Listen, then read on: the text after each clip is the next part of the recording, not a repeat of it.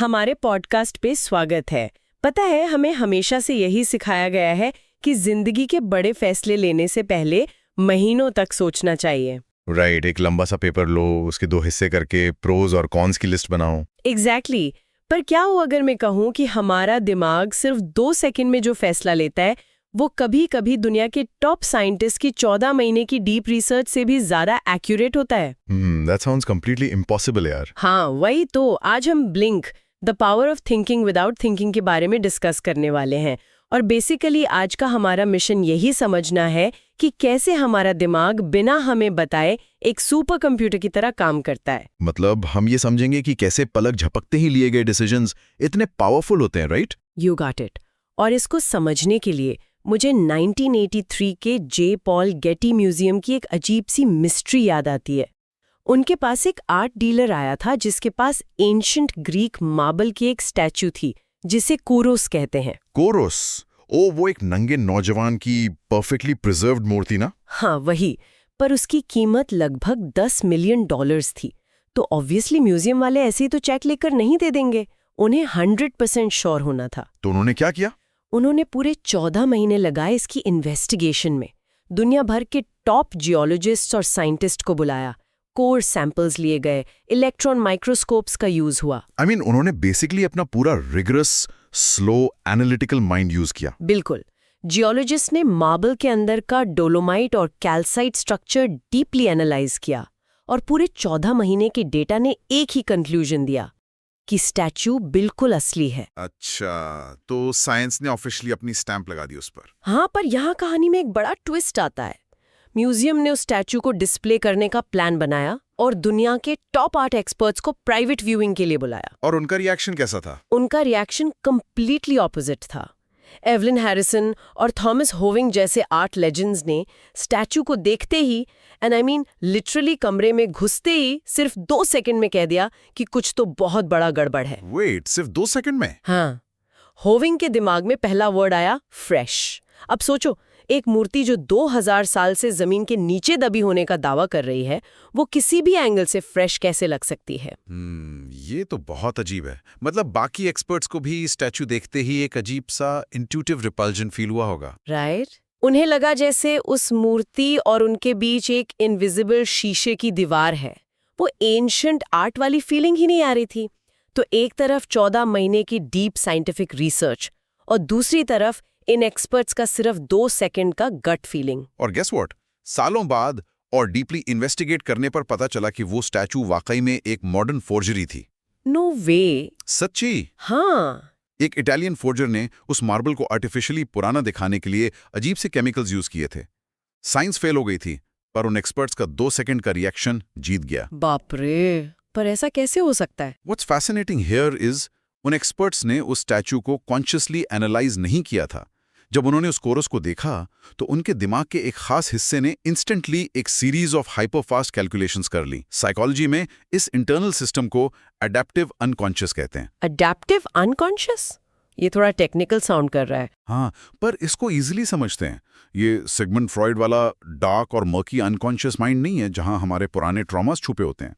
ये एक तरह का जायंट साइलेंट इंटरनल कंप्यूटर है जो बैकग्राउंड में चलता रहता है। एग्जैक्टली। ये बिना हमें डिस्टर्ब किए बैकग्राउंड में आस-पास के माहौल से डेटा गैदर करता है और तेजी से प्रोसेस करता है ताकि हम सर्वाइव कर सकें। अच्छा, जैसे जब हम रोड पर चल रहे होते हैं और अचानक कोई ट्रक तेजी से आगे आता है तो हम रुककर फिजिक्स के इक्वेशंस थोड़ी लगाते हैं, हम इंस्टेंटली पीछे हट जाते हैं। Wait, what? 2 सेकंड में? हाँ यार, सिर्फ 2 सेकंड में दिमाग इतनी डिटेल पकड़ लेता है। मुझे सर्वाइवल वाला पार्ट समझ आता है, पर आर्ट पीस जैसी कॉम्प्लेक्स चीज सिर्फ 2 सेकंड में कैसे? तो इस प्रिसाइज प्रोसेस को थिन स्लाइसिंग कहा जाता है। थिन स्लाइसिंग का मतलब है जब हमारा दिमाग किसी भी बड़ी सिचुएशन या इंसान का एक बहुत ही नैरो, पतला सा हिस्सा, एक थिन स्लाइस देखता है और उसमें से एक डीप पैटर्न ढूंढ लेता है। Okay, sounds interesting. इसका कोई रियल लाइफ एग्जाम्पल है? इसका एक बहुत ही ब्रिलियंट, देसी स्टाइल नहीं पर रियल वर्ल्ड एग्जाम्पल है। वॉशिंगटन यूनिवर्सिटी में साइकोलॉजिस्ट जॉन गॉटमैन की एक लैब है। लोग उसको मजाक में लव लैब बुलाते हैं। लव लैब, वहाँ क्या होता है? गॉटमैन मैरिड कपल्स को एक छोटे से कमरे में बिठाते हैं, उन्हें heart rate monitors, sweat sensors और इलेक्ट्रोड्स लगाते हैं। यहाँ तक कि उनकी चेयर्स के नीचे एक जिग्लोमीटर लगा होता है जो उनकी छोटी से छोटी बॉडी मूवमेंट्स ट्रैक करता है। ओह माय गॉड, ये तो सबसे ऑकवर्ड डेट नाइट का सेटअप लग रहा है। उससे बहुत प्यार था। नॉर्मल सा टॉपिक है। गॉटमैन ने उनकी सिर्फ 15 मिनट की कॉन्वर्सेशन रिकॉर्ड की।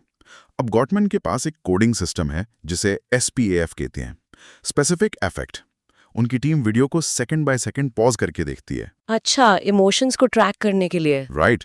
वो हर माइक्रो एक्सप्रेशन को एक नंबर देते हैं, जैसे एंगर को 7, डिस्गस्ट को 1, डिफेंसिवनेस को 10।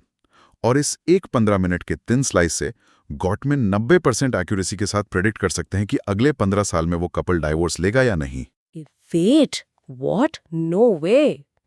15 मिनट, वो भी सिर्फ एक कुत्ते के बारे में बात करते हुए। शादी तो बहुत कॉम्प्लेक्स होती है यार।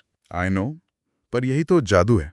मतलब जैसे चाय का एक घूंट पीकर ही पता चल जाता है कि उसमें चीनी कैसी है, पूरी प्याली पीने की जरूरत नहीं होती। हाँ, परफेक्ट एनालॉजी।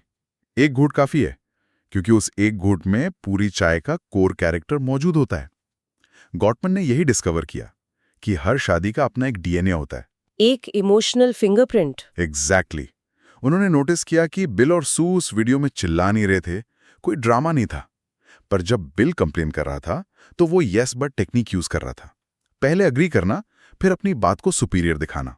ये तो डिफेंसिवनेस हो गई। और सबसे बड़ी बात, जब बिल अपनी बात रख रहा था तो सू ने 2-3 बार अपनी आंखें रोल की। आंखें रोल करना, वो तो हम सब अक्सर करते हैं जब कोई अनोइंग बात कर रहा हो। पर SPF कोडिंग में आंखें रोल करना एक ऑर्डिनरी रिएक्शन नहीं है, ये एक क्लासिक साइन है कंटेम्प्ट का, यानी तिरस्कार। गॉटमैन सिर्फ 4 हॉर्समैन पे फोकस करते हैं: डिफेंसिवनेस, स्टोन वॉलिंग, क्रिटिसिज्म और कंटेम्प्ट।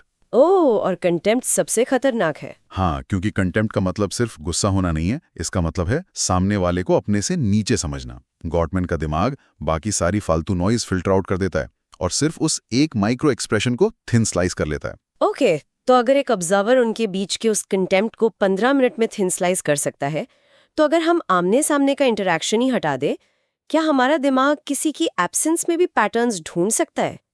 यू मीन जैसे वो सैमुअल गोसलिंग वाला डॉर्म रूम एक्सपेरिमेंट? हाँ।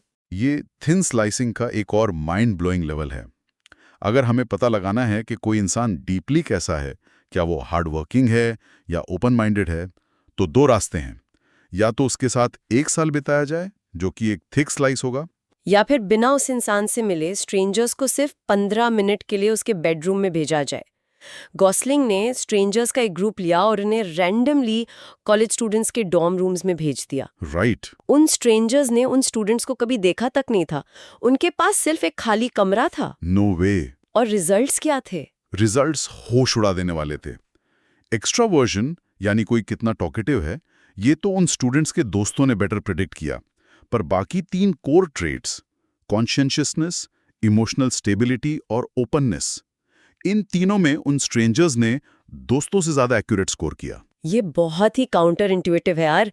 एक कमरा एक दोस्त से ज्यादा सच कैसे बोल सकता है? क्योंकि हमारा बेडरूम 3 तरह के अनफिल्टर्ड क्लूज छोड़ता है।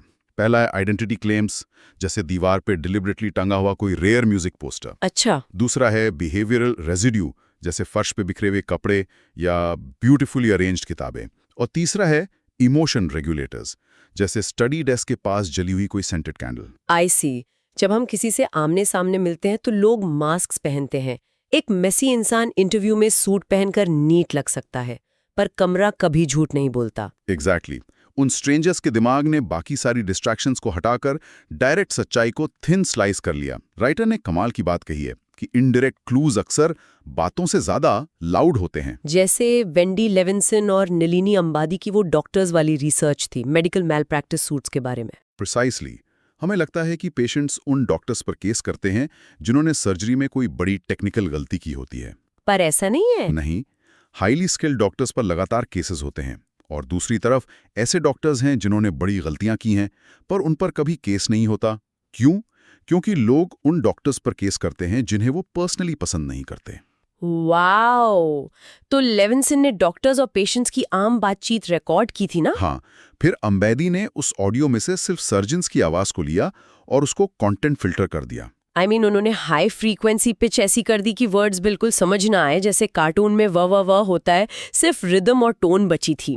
और लोग सिर्फ उन 40 सेकंड क्लिप्स को सुनकर एक्यूरेट थे कि किस डॉक्टर पर पास्ट में केसेस हुए थे। यस। और मैकेनिज्म बहुत सिंपल था। जिनकी आवाज की टोन में डोमिनेंस थी, एक एरोगेंस थी, उन पर केसेस हुए।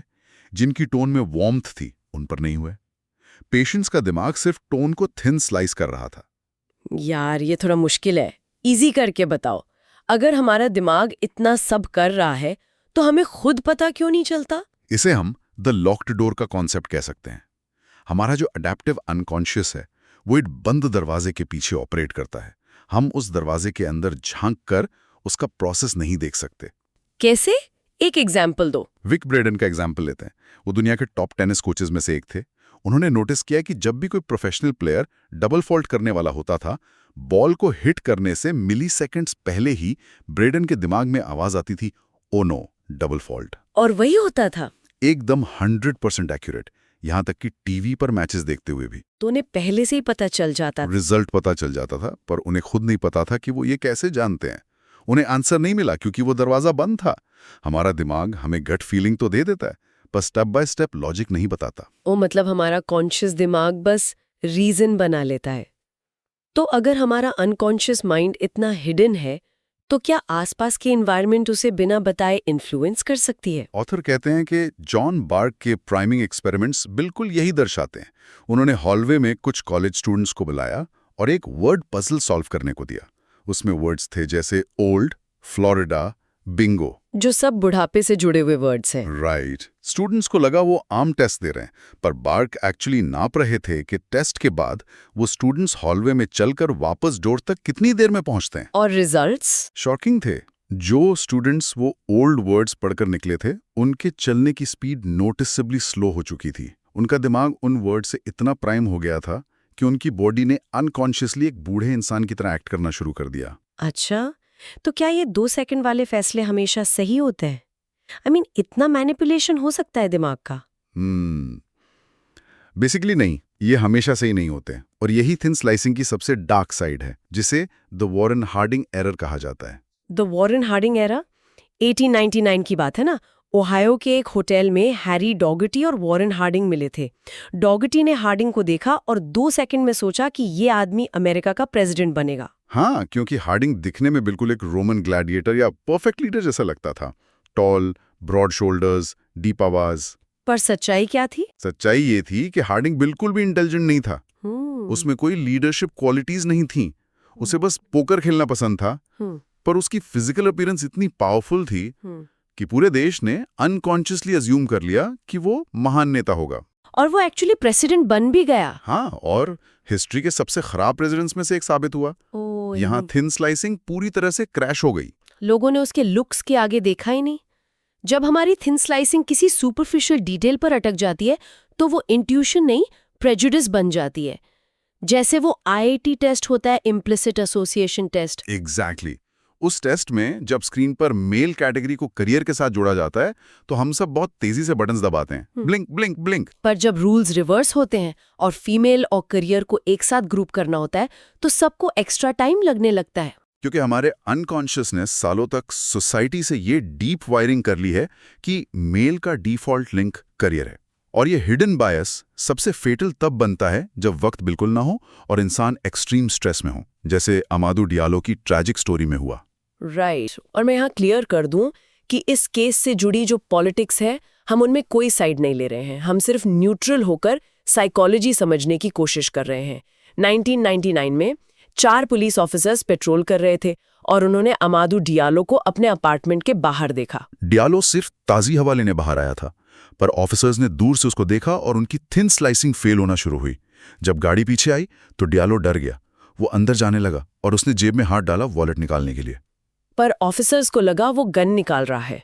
उन्होंने 41 शॉट्स फायर किए और उसकी मौत हो गई। उसके पास कोई हथियार नहीं था। ये बहुत ही डिस्टर्बिंग है।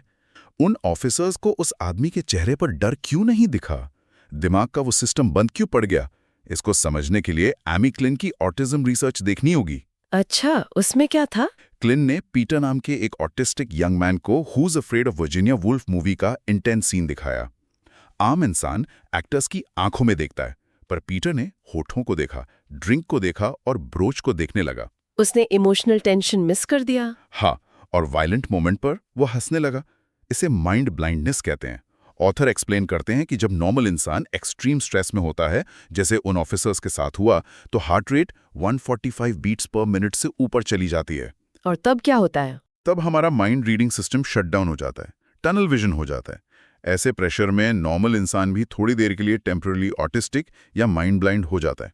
उन्होंने डियालो के चेहरे का डर नहीं पड़ा, क्योंकि वो आंखें देख ही नहीं रहे थे। माय गॉड, दिमाग फेल हो गया और बेसिक स्टीरियोटाइप्स पर गिर पड़ा।